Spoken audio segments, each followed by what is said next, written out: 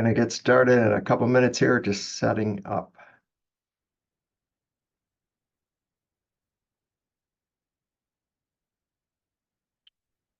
The link.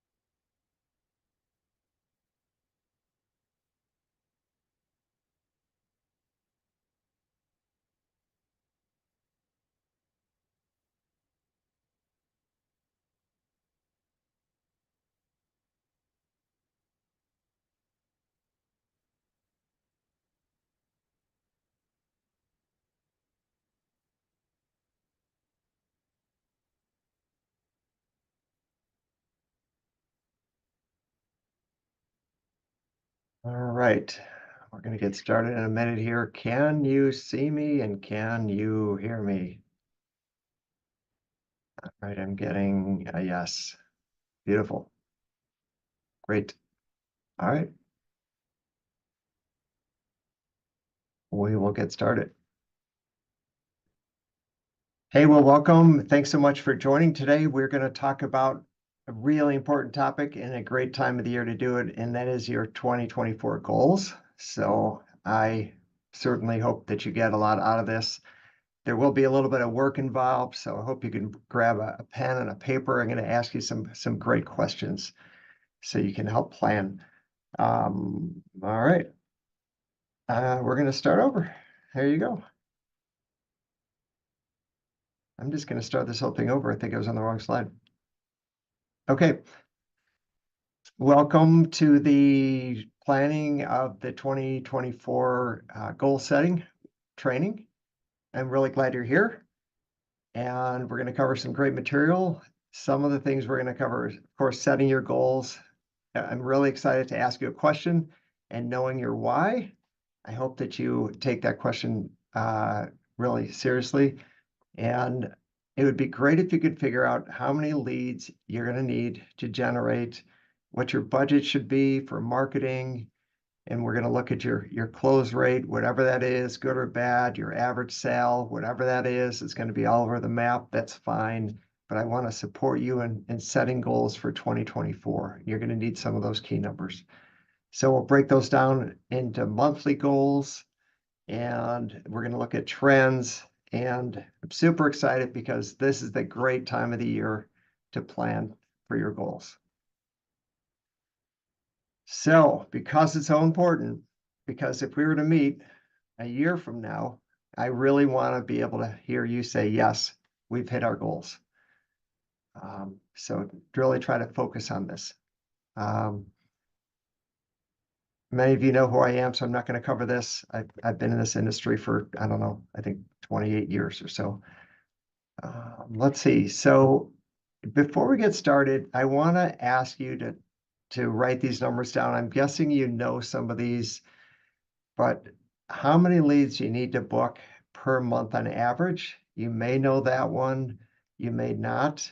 If you don't know it, take a guess. And if you could write that down somewhere on a piece of paper in front of you.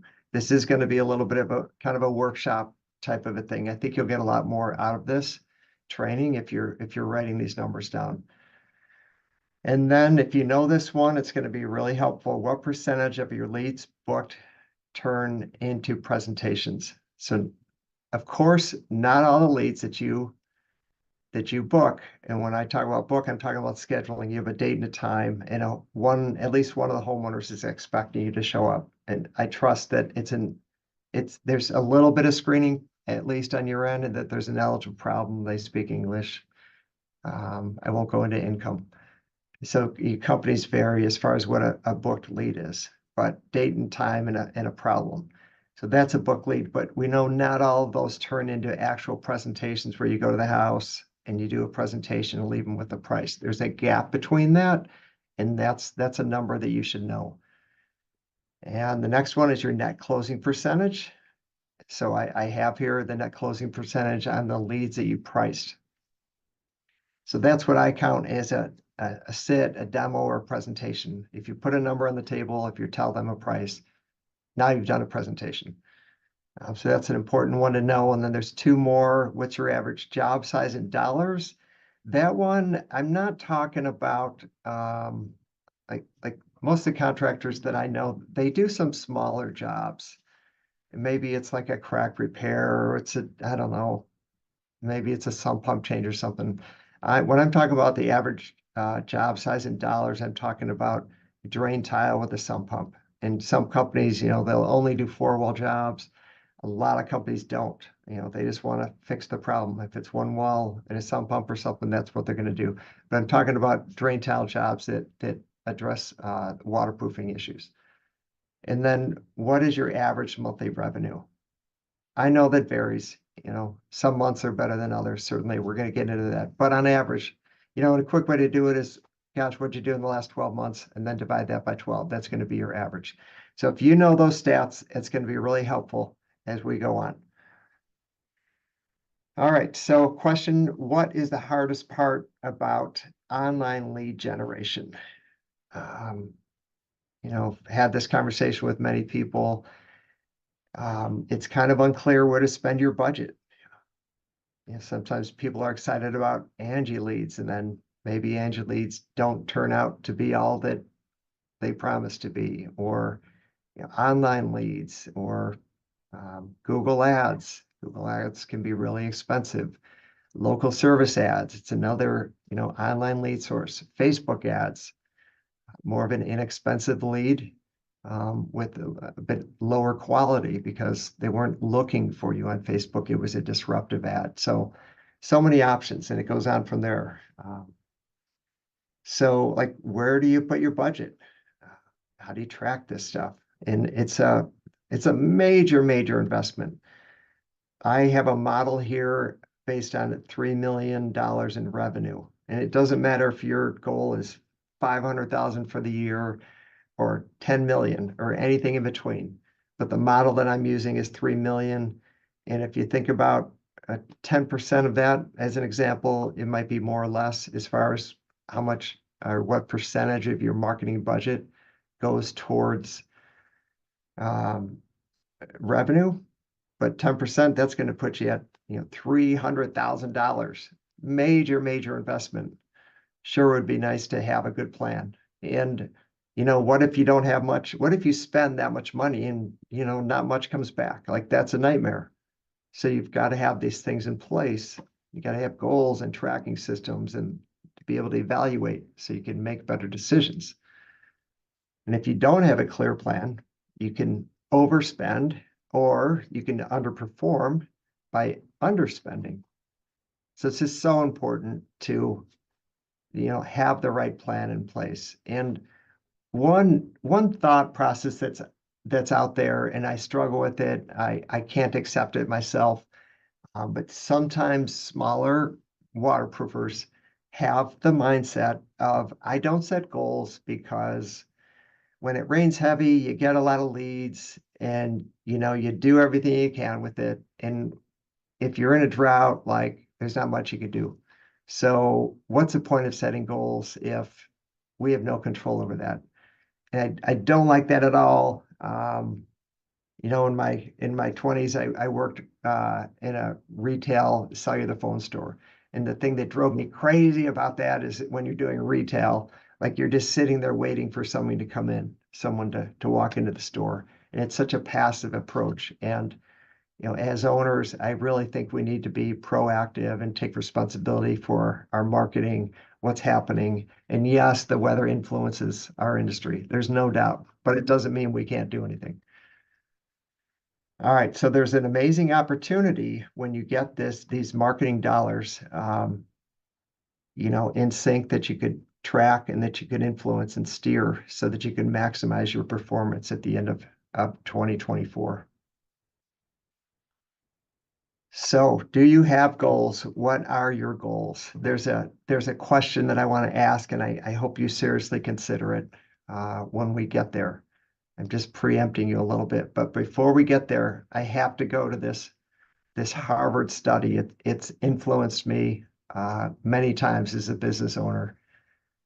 It's very, very famous. And there's two groups. Well, there's a group of people that were studied. And in 1979, the Harvard grads were interviewed, and 84% of them had no specific goals.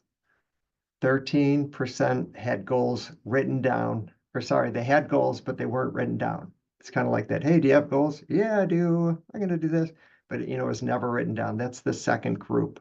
Then the third group, we know these people. Hopefully it's us. But the 3% had clear written down goals and plans that they wanted to accomplish. Now, what's fascinating about this study is 20 years later, they interviewed the same people. In that second group, that 13% that had goals, but they weren't written down, on average, they were making twice as much as that first group that had no specific goals. Now, that's huge in and of itself. But then the last part of this, the 3% that had clear written down goals and plans, on average, were earning 10 times more than the 90 than the group that had no specific goals. That is something else. What does that tell us? We have to write our goals down, right? Really important. There's a lot of psychology in life. Our thoughts are so busy, and with all the neuroscience that's coming out and how people perform and get better results, this is just one of the many things that we could do that's going to help us perform better. And as humans, we kind of like to be where we're at. We're comfortable. We like to be stuck. And it's really good to be aware of that. And it's good to reflect and look at that and say, all right, I want to be here, but if I really want to be there, what steps do I have to take to get there? So the goal setting framework that I'm proposing is to have your written down goals and plans for 1 year, monthly, or quarterly and monthly. And there has to be a starting point and a stopping point, and a month is a good thing to do. Excuse me. All right. So that's the framework we're looking for. Here's my important question that I really want you to ponder. How would it affect your life if you hit your goals in 2024? For all of us, it's going to be different. I want to propose perhaps some motivations or some answers that might be relating to you. For some, you may just want a bigger retirement, which would give you more peace of mind and more security. So you don't have to be in survival mode and panic mode. For others, you may just want to be saving money for your kids' college. For others, you just might want to buy braces for your kids. And there could be other reasons, like maybe you want to pay your employees more. Maybe you're tired of other waterproofing companies that you believe do inferior work to your work, and you just want to serve more people in your community. Like all those reasons could be all valid, but for you, I would ask you, whatever your answer is, to write that down. Write it on a piece of paper. I'll tell you why this is important. When I was a sales manager managing sales reps, we would run a contest, and we would require our reps to take 2 pictures of whatever they wanted to win. Like we had a budget set aside. It was a decent sized prize money for like first, second, and third. And then they'd have to take a picture of what they wanted to win. And one picture went to me, and another picture, we told them to put it in their car because we wanted them to see what they were after as motivation as they drove to their leads. So I thought that was a good visual, and we're often motivated by visuals. So I hope you wrote that down. What I want to do now is take you through, I want to take you through how to come up with your goals specifically. And I don't know if you do this regularly or not, but this is something that, I want to walk you through.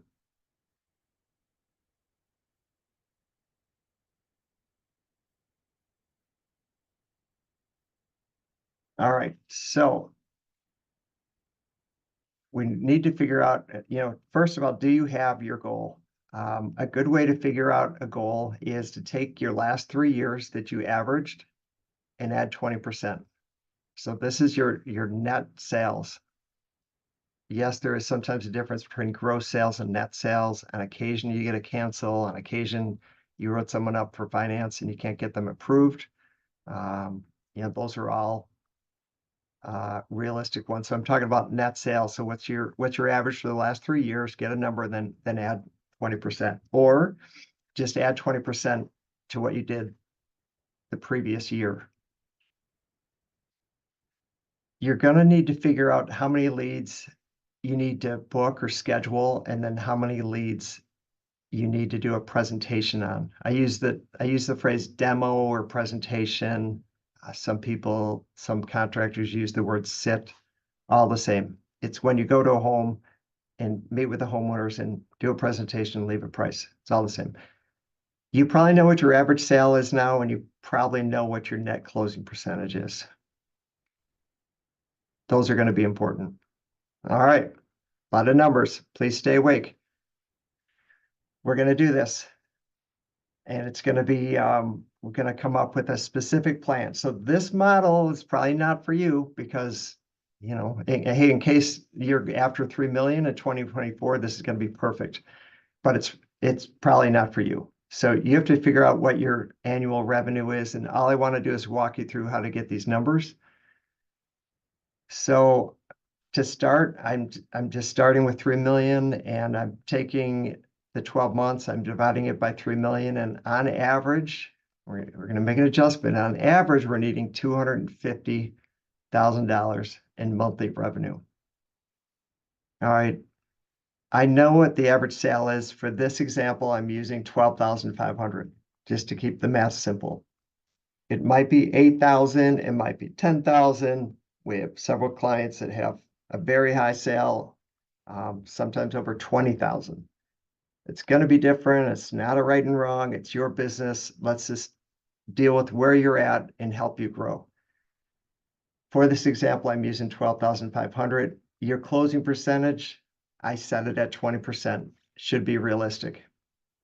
That's a net closing percentage. All right, the number of leads to schedule.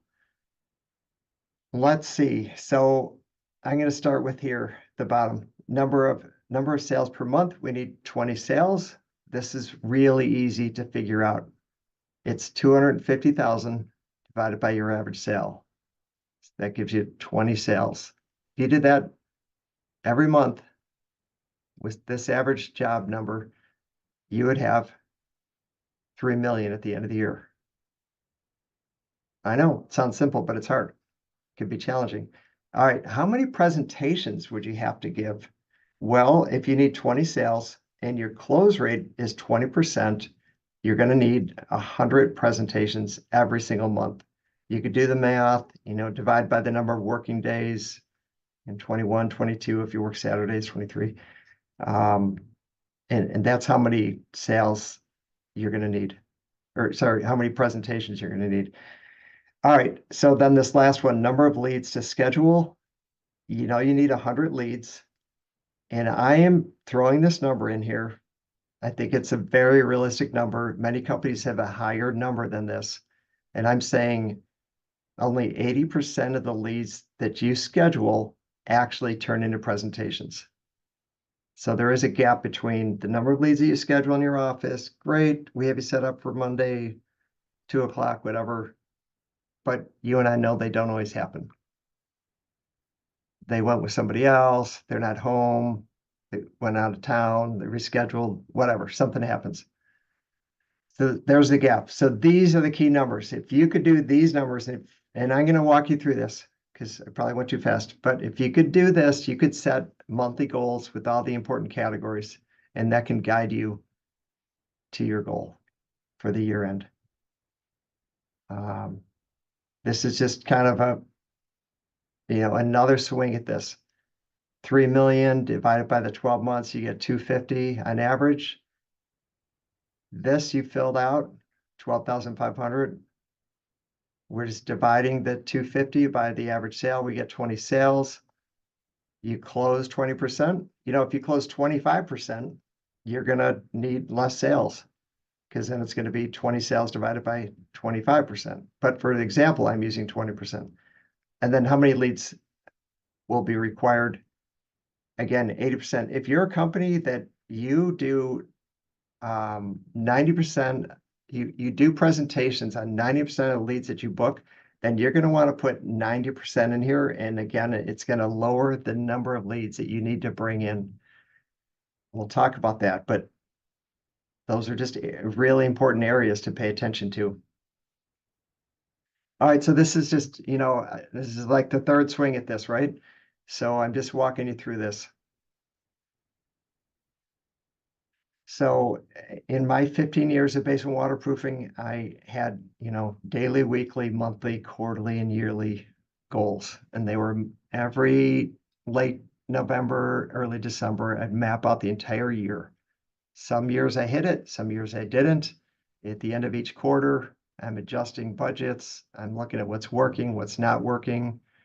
And that's how I ran my business.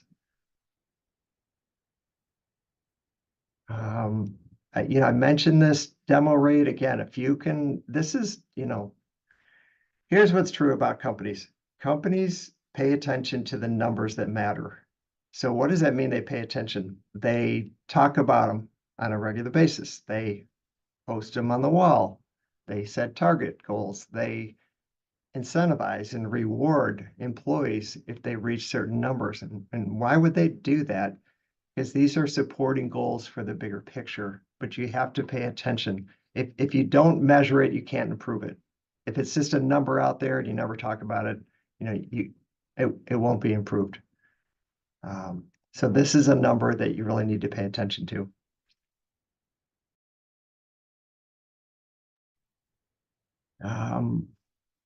This is another one. Well, the person doing scheduling that really need to stay on top of the leads, they need to pay attention. If a lead doesn't happen right away, let's say a rep goes to a home and no one's home, like they have to stay on that lead and reschedule it. And I'm going to get into texting and email and online calendars and so on to reschedule those, and those work very effectively. You really need to tap into today's marketing automation to be effective. So these are the numbers that we're after. If you could figure this out, if you've already figured it out, more power to you. If you figured it out during this training, like you're a rock star, way to go. But figure this out. This is really important to figure out. We're going to take this a little bit further. And you might be thinking like, well, wait a minute. We do better in some months than in other months. Of course we do, because it's basement waterproofing, right? How I calculated these numbers, I took the average of what I did per month over the last 3 years, and that was a good way to set a goal. So if you look at this column here, the percentage of business that I did, if you added all these numbers up, it'd be 100. So typically I did about 5% of our annual revenue in January, 7% in February. March is always a good month. April was even better. There's a little bit of a lull in the summertime. Sometimes August was hard to get people to be there, and they're preoccupied with starting school and so on. September and October was always a really good month, kind of building your backlog for the winter. December is always the most challenging month. So what you need to do is take that $3 million goal and just put it into these percentages, and that's how you're going to get this breakout. That's going to create a revenue goal for each month over here. And then you can do this math that I just took you through and work backwards. So what is your average sale? It's probably not 12,500. Could be less, could be more. What's your closing percentage? That's going to be different. So that's how you work that. And this is what it looks like for me. It's going to be different for you. Like in Atlanta, they have, I initially assumed it was going to be slower in there and like, oh no, this is a rainy season. This is good weather for us. We get a lot of leads. So right around here for them. So this is part of having a monthly goal that's realistic. It's not always going to be the 250 you're going to do. In some months, you're going to do better. Can you predict on what months it's going to like get the monsoon downpour? No, you can't. But you know, the old saying, plan to fail, or fail to plan, plan to fail, right? If you don't have a plan, you're just riding the waves of the weather. All right, so here's a really interesting question. And this again is going to be different for everybody. How much of your revenue should go towards marketing? What percentage? Should it be 5? Should it be 10? Should it be 15? Should it be something different? I don't know. It depends on your comfort level. If if you're conservative and it's very, very tight and you like have a little machine, you kind of know what works and you want to stay there, save your money, like keep it where it's at. If you are aggressive and you want to grow and this is your time to, add crews and make money, you're certainly going to want to spend more than 5%. You're going to want to spend at least 10% and maybe even 15%. It just depends on your comfort level. It depends. I mean, for me, the more I was dialed in as to my lead sources and how I can control those and the results that I was getting, the more comfortable that I was in spending it. I did this formula and in my time, I went to many owners workshops. There'd be about 15 of us and we would share notes and we would talk about different topics. And the one topic that I got into, and I had several owners call me to say, can you walk me through that again? And that is the profitability of adding a crew. So it's a great question. Like if you were to add a crew, one more in 2024, it'd be really interesting to know what your profit would be from that. And I operated for a while at a break-even level, meaning I had a salary that I was comfortable with and everyone was paid. I got a little extra distribution, not much, and that was it. And then I started doing the math and I was like, well, what if I added a crew? Like, what would happen? So I reran the numbers. And what's interesting is your general administrative on your financial statement, for the most part, is going to be the same. The only exception is if you're going to put there's a certain insurance, like some people put that in G&A. Your marketing expenses, it depends, right? Let's say sales reps get 10%, so that's going to be a 10% increase because you're going to have to pay that out. If you could figure out how to get those extra leads without spending an additional 10%, great. It's going to be even higher.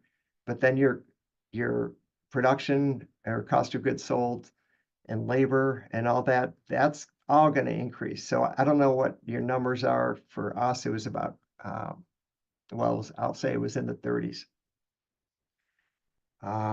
You have some initial cost of adding a crew, or sorry, a crew cab for us, a big truck with equipment. We were using jackhammers, needed a compressor, some other basic stuff.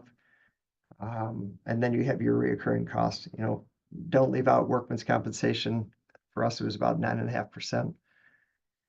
So when you do the math like that, and you can keep general administrative the same for the most part, and add all that extra revenue, your profitability is going to go way high. And do yourself a favor and try to run those numbers, and you'll be shocked. Like you might say to yourself, gosh, I've been hanging out at that break-even level like way too long. So it depends where you're at. You might want to like, hey, I'm comfortable. I'm just looking to reduce my expenses, whatever. There's no right and wrong. It's up to you. In this example, if your net goal is $3 million and you're going to spend 10% of that for marketing for lead generation, that's $300,000. Divide that by 12, that's $25,000 a month. That's what it would take to spend 10% of your revenue on marketing. Now, just kind of a quick note, I did the math here, and what I figured out on this model is a presentation is costing an owner $250, and a lead is costing $200. And that's not too far off. You know, you could buy Angie leads for between like 55 and 75 in the basement waterproofing world. I've talked to many contractors that would say, you know, half those leads you never get in touch with. And then some contractors do a great job of, you know, getting in touch with 90% of those leads and then doing presentations. So, you know, that's a lead source for you. Google ads, Facebook ads, local service ads, local SEO ads are free typically, but you typically need to pay an agency to maximize your coverage so you get more leads. So those are some options. So what should it be? Per month, you're basically just going to take this 300,000 and go back to the percentages of how much business you do in each month. And that would be your marketing budget.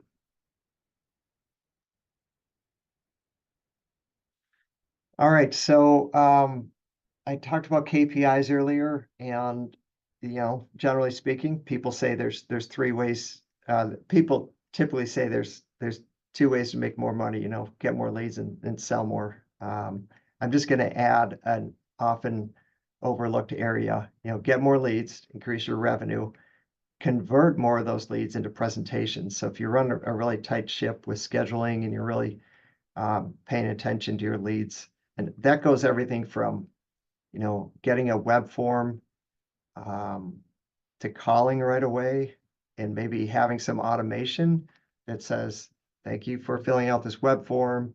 You know, here's our online calendar.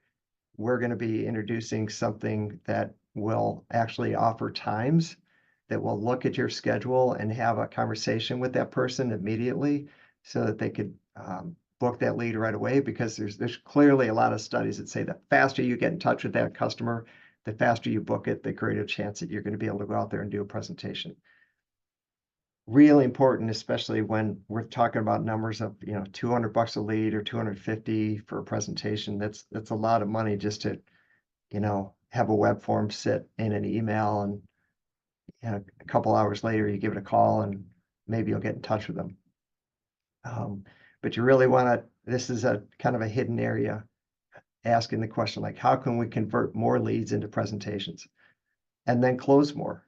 So I used to run the math of like, so what if we're closing at 20%, like what would my revenue be if I closed, if we closed at 25%? You know, it's a jump, but what would the math be on that? So good questions to ask. All right, 6 ways to hit your revenue goal. Know your why. So earlier I asked, you know, what would it mean for your life if you hit those goals? What would it mean? And I hope you wrote that down. You probably have heard Simon Sinek talk about the why. It's one of the top 5 viewed TED Talks. If you have 15 minutes, you want to be motivated, watch this, and it's pretty powerful. It talks about Apple. All right, websites that convert. I talked about this earlier in the year. I think I touched on it last month, but kind of some similar thinking. If you have 1,000 visitors and you convert, I don't know, 10% and you get 100 leads, you know, what would a website look like? How would your business be affected if that website only converted, you know, 5%? Or what would that website look like in your business if you converted 15%?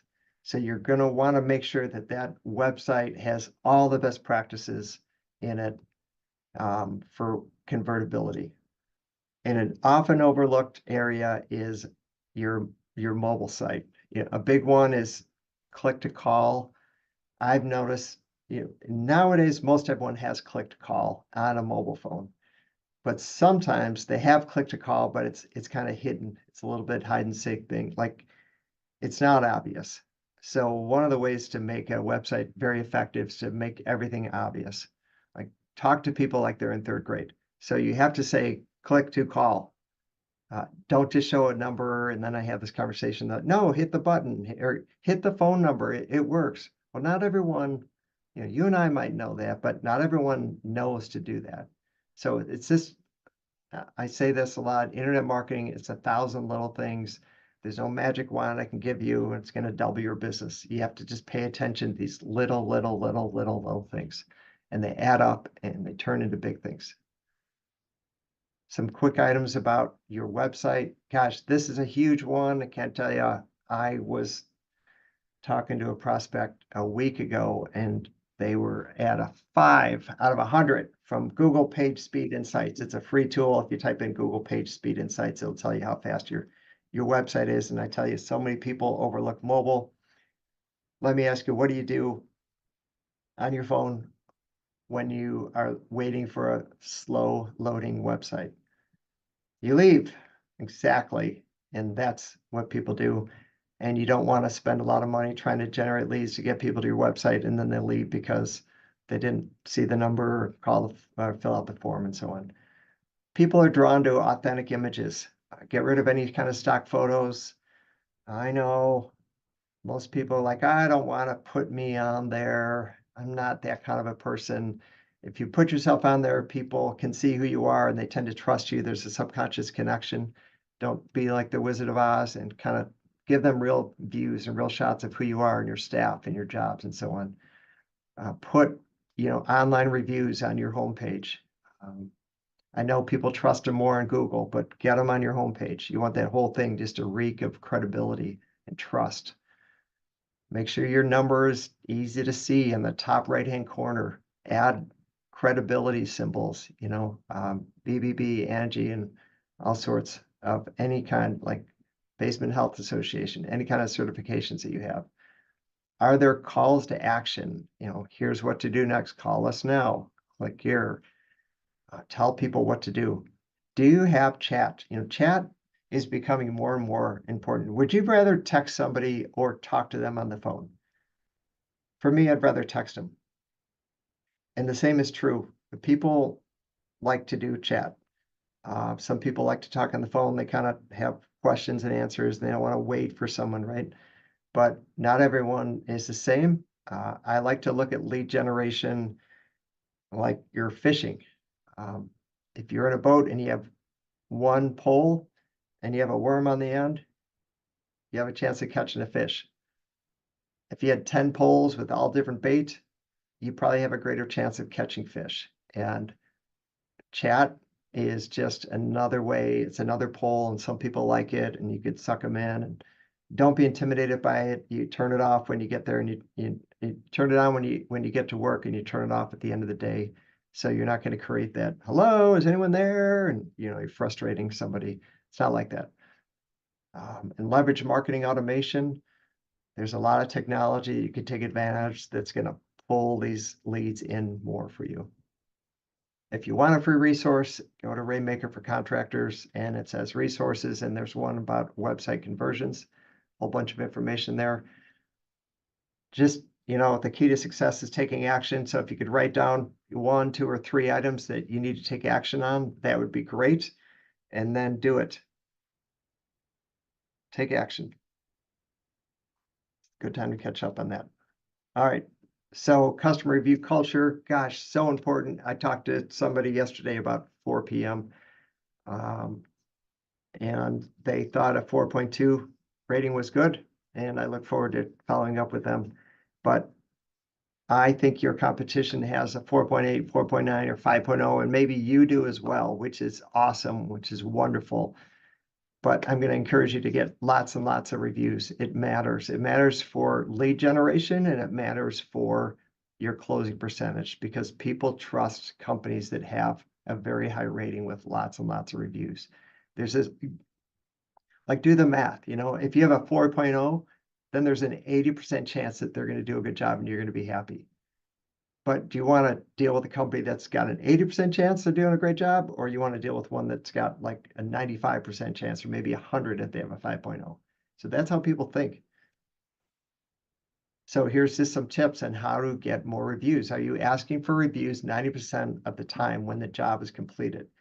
Not an email, or a postcard, 3 days later. You have to be way more efficient. You're just going to get way more reviews when you're standing in front of them.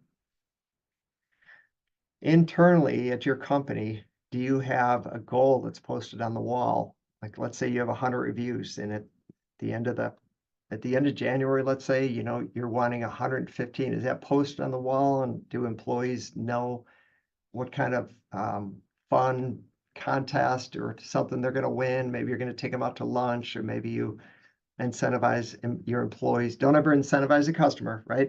You don't want to do that, but do you incentivize employees to get reviews? So that's part of the game plan. And to create positive energy when you start any kind of meetings or staff meetings, one of the things that employees crave, Harvard has done a lot of documentation on this, is acknowledgement.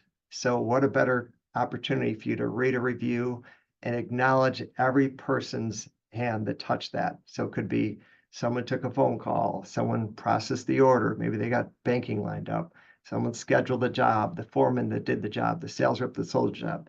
All those things, I just named like 5 people that could be acknowledged by just reading one review. And in their review, they maybe only mentioned the foreman, but if all those hands didn't touch that lead, it wouldn't have happened. So everyone played a significant part. So post them on the wall. In my company, I took reviews and I blew them up, and I made quotes on the wall, and it's something that we could be proud of. And so when you come in the office, you see these reviews, and it just creates a positive vibe.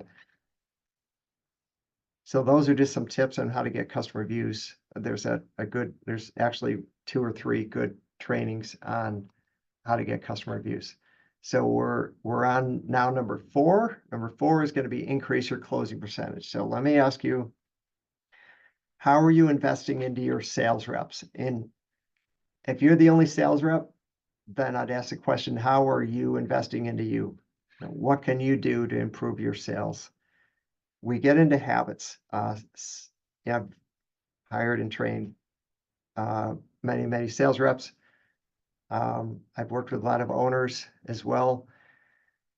Here's a line that sometimes people say, I don't have a presentation. I just kind of navigate my way. It kind of depends on what I'm being presented with. And truth of the matter is, like, everyone has a presentation. We're creatures of habit. Yes, there might be modifications based on, well, I try to get the kitchen table, but usually the customer just brings me into the basement and they just show me and I just start talking. Okay, well, that's your presentation. So you have steps. So you walked in the door, there's a certain greeting, you went into the basement, who's leading who, what are you asking? This is all part of your presentation. These are all steps. So it's good to diagnose your presentation, take it apart. Is this what we want in this section? What are we looking for in this section? What are we looking for in this section? All these kind of things to be able to look at it. Again, if you don't measure it, you can't improve it. They're great ways to diagnose your closing percentage. Another, great ways is listen to Audible books. You can't say you don't have time driving around that you can't play Audible books, or even there's sales podcasts that you could play. Or if you're a reader, of course, there's endless books on this topic. Or you go into conferences, even one a year would be great to go to a conference and come back with 3 things that you're going to apply. I've done a lot of training on sales. Effectus Leadership is the website that we have. Partner and I do training a couple times a year. But one of the fun exercises we do is we say, no matter what your prices are, just increase by 1,000. And we get a little bit of pushback, and we say, just try it for a week, increase your prices by $1,000, and we just want you to see what happens. And everyone basically says nothing was different, nothing changed. No one fell off their chair. No one said that's crazy. It's all that. And if you're thinking, gosh, if I lower my prices, then I'm going to sell a lot. You may sell the person that is, more money motivated, but it's more important to add value. And there's a certain way to do that in your presentation, which I won't go into. But the bottom line here is, what are you doing to try to increase your closing percentage? All right, number 5 is, Are you tracking your key performance indicators or your most important numbers? We talked about several here, the number of leads booked. We talked about the number of leads that actually turn into presentations, number of presentations, your closing percentage, your average sale, your monthly goal, and also your marketing budget. Those are all really important ones to track. Decision making, what's true about it is when all the information is in front of us, decisions are way easier to make. Decisions are difficult to make when you don't have the information. So if you can position yourself to have that information, you put it in front of you and you look at it and you say, okay, it's very obvious that whatever, this lead source is not working for us. Either we don't know how to close it, or we're not booking them or something. Or you look at your reports and you say, we have a real issue with booking leads, but presentations aren't happening. That could be a question for you. Or, gee, we're way overspending in this area. Why is that happening? Or, this is my favorite. This was transformational, actually led to a career change. For me, part of the reason why I sold my basement waterproofing company is there's this incredible lead source that is costing us not a lot of money, and we're bringing in a lot of sales. Like, we need to exploit this. And for me, it was internet marketing. But if I didn't have that data on that sheet, I wouldn't be able to like zero in on that. Referrals is the best, right? Like, what are you paying for referrals? Probably not too much, like probably not more than $100 a referral, but your closing percentage and your average sale on referrals is probably off the roof. Like, that's something you're going to want to know. All right. And then this is a toot for us, and that is work with an agency that specializes in your industry. And for us, we've been doing this for 13, 14 years. We know the ins and outs of the industry. We have a proven track record. I think you're going to get a better result versus a generalist that's trying to figure out your industry. So what are three things that you can, what are three things that you could work on? Just as we're flying through this information here, just make a couple notes and then come back to them and take action on these. Successful business owners, they take action. All right, so some key trends. I'll cover this briefly. This is where I think more internet marketing is going, shifting from phone conversion to message conversion. I mentioned earlier, would you rather text or do a phone call? More and more leads are going to be booked through messaging or online calendars or even AI. More authentic images. Try to pull the curtain behind and allow people to see who you are, who your staff is, what your jobs look like before and after. Video, and then more video. Interview your employees. Ask them, why do you like this job? How is it rewarding to you? What's the culture like here? Just short videos. People want to know who they're working with. If you could record a customer at the end of the job and get permission that you could post that on the website. Imagine if you had 20 like short, I'm talking, when I talk short, like 30 to 60-second videos of happy customers at the end of the job. Hey, what was it like to get your basement waterproofed by ABC Waterproofing? Oh, it was so great. The crew was so nice. They met with me in the morning. They were on time.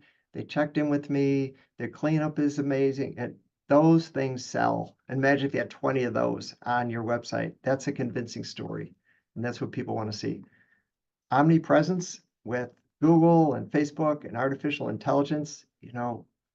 Congress has pulled Google and Facebook in front of them and asked them questions that they didn't really like answering, so they had to dial back some of the information that they have on us. They used to give us marketing agencies access to probably way too much information, so they had to pull that back, but their algorithms are still really good at finding what customers are interested in, and they're good at putting ads in front of the right people when you tell them to. So take advantage of that. And as I mentioned before, marketing automation, emails, text, online, calendars, AI. I would say emails to text, night and day difference. Like, people love texting. We're starting to do reactivation campaigns where we text old customers, see if they're interested for some of our clients. And, most of them are not. Most of them don't respond. we certainly get more like stop responses than, yes, I'm interested. But hey, do you want any leads that of old presentations that you've done maybe 6 months ago, maybe a year ago? Like not everyone takes action when you go to the home. They get their 3 estimates, they get busy, it didn't rain, and so they're good. And guess what? Rain's on the way and they still need to take action. They get a text saying like, hey, we have a sale going on. Is this something you're still interested? Yes, give me more information. Now you just created a lead. Those are all ways to generate leads. Those are all trends. At Rainmaker, we focus on, you have to have a website that converts. Local SEO is going to be your #1 traffic source. Guess what? All that stuff is free. I know our contractors love free leads, Google ads, Facebook ads. These are for the bigger companies. You're going to need to spend money on these. Your reputation affects everything. To nurture the leads, you need social presence. You have to have tracking in place. We do a lot of call tracking. You have access to all the phone numbers. That's kind of how we, in a quick nutshell, that's what we focus on. So what are your top 3 internet marketing initiatives that you need to implement to hit your 2024 goal? Good time to write those down. So I hope you learned something. I hope that you are taking something that you could implement and start working on right away. That's going to be the key to success. Set your goals for 2024. You're going to, all those things. You're going to need a website that's optimized. You're going to need leads. How many leads do you need every month? And how much should you spend every month to hit your goals? And are you implementing those latest trends? You don't want to live in 5-10 years ago. Things are changing. We have to always be updating what we're doing to stay on the cutting edge and develop a customized plan based on who you are and where you're at, and be realistic. There's no sense in hitting these lofty goals that are unrealistic. So that's what we covered. If you need help in any way, if you even want us just to look at your online presence, we're happy to do that. There's no cost. It's very, very thorough. We're here to help you win. Thank you for your time. I hope it was beneficial.